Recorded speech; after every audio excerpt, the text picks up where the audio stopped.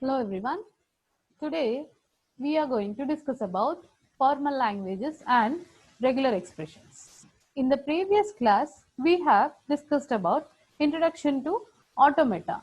Now coming to this formal languages, these formal languages are needed for interaction with the automata devices.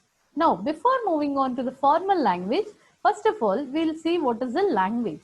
Language, it is nothing but used for communication between two persons or between two human beings. In nowadays, in our regular day-to-day life, in whatever way we are going to communicate with each other, that establishment of the communication is done with the help of a language. Now, language can be defined as a collection of sentences. There are several examples of languages as the language that we are using for our basic communication, that is nothing but treated as a natural language. Natural languages are evolved, whereas the other sort of language is the programming language, which is nothing but these are the languages that are derived from the natural languages. Why? Because these natural languages, the expression, when you are expressing something, that expression, evaluation of that expression will be done with the help of a thought process, something like a question and answer session or a brainstorming sessions, which establishes a communication. Whereas in a programming language, this particular expression evaluation will be done through the help of CPU instructions, because as the programming language we are inputting the program to the computer will be able to analyze the instructions that are inputted to it. So quite the grammar of the natural language is a quite bit difficult than the grammar of the programming language.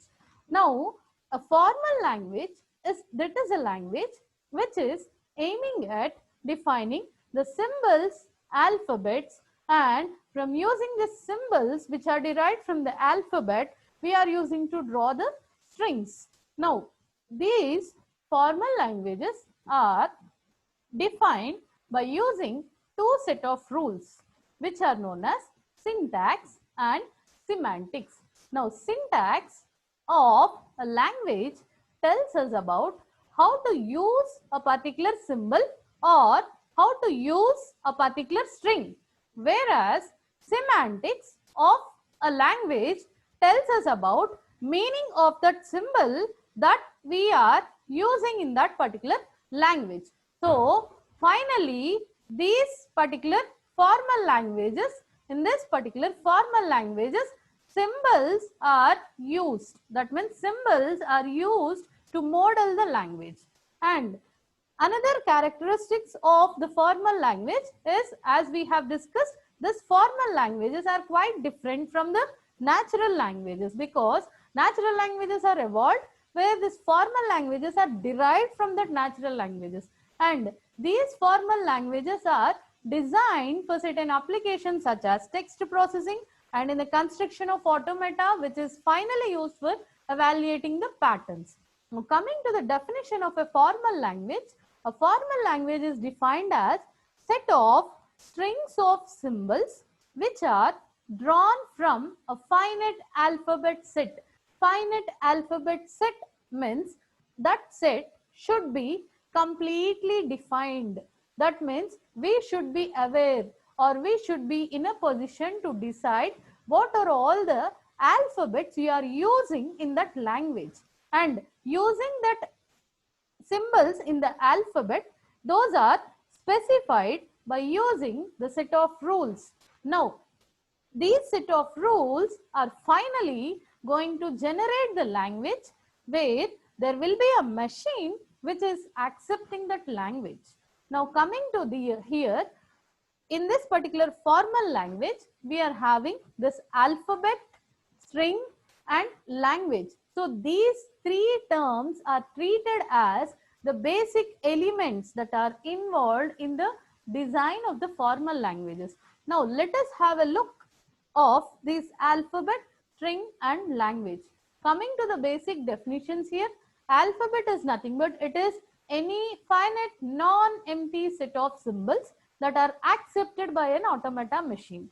And this alphabet is represented by using the symbol sigma. This alphabet is represented using the symbol sigma. And string, this is nothing but collection of alphabets which is represented by W.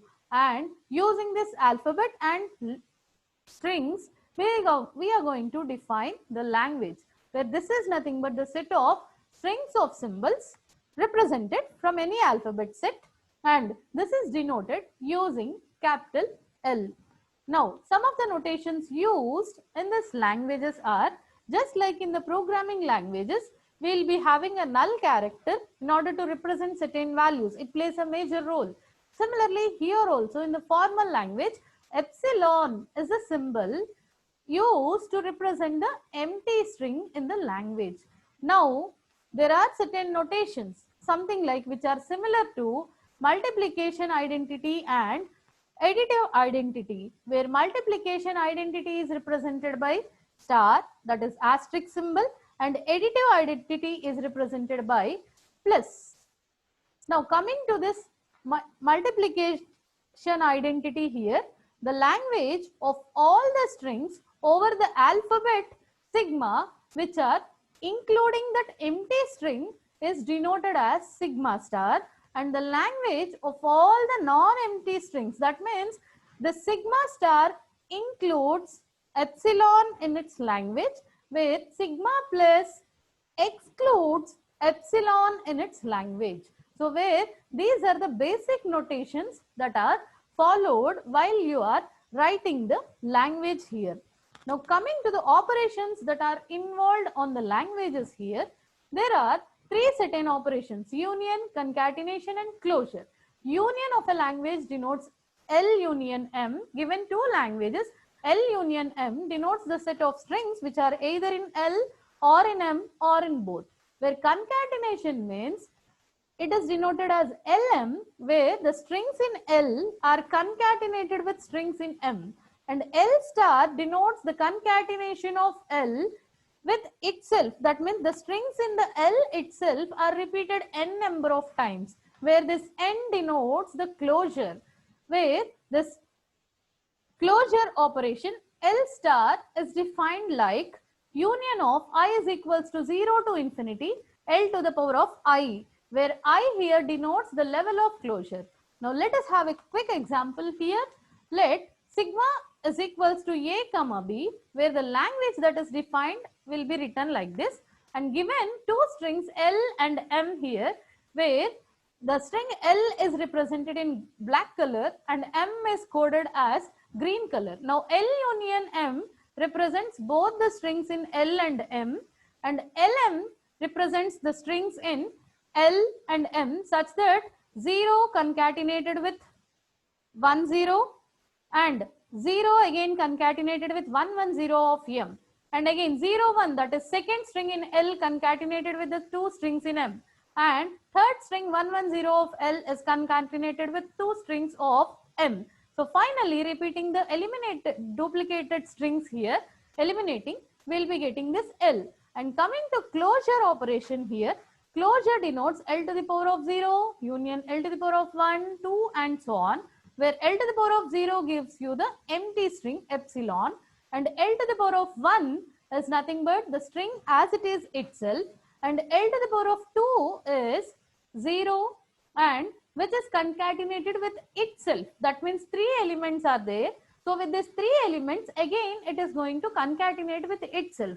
That means 0 which is concatenated with 0 again, and 0 which is concatenated with 0 1 again, and 0 which is concatenated with 1 1 0 again. Here there are two color codes that are provided. One is black color and one is orange color. So, with this black color, what you are having is that is L to the power of 1, and with this orange color code, what we have given is this is multiplying with itself. Now, where this is first set of multiplication that we are having, and now here 0 1 is multiplied with 0 0 1 1 1 0, where this is representing your level of closure. Now, union of L to the power of 0, L to the power of 1, L to the power of 2, L to the power of 2 gives your levels of closure, Now coming to regular expression here. So regular expression is nothing but it is a formula which is using all these operations that we have discussed. That means that set theoretical union, concatenation and closure operations. Now what is the purpose of this regular expression? This is used to describe the language that is represented by the finite automata.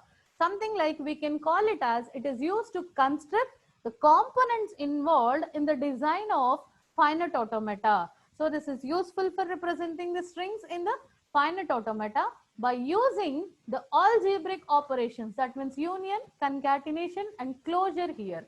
Now defining formally these regular expressions, here any terminal symbol of sigma, that is whatever the symbol that you are having in sigma, and an epsilon can also be represented by cap symbol, and a null set. So this is indicating null set and this is indicating empty value. All the three are regular expressions. That means if the terminal symbols you are having in this epsilon and the null set together, they are also known as the regular expressions.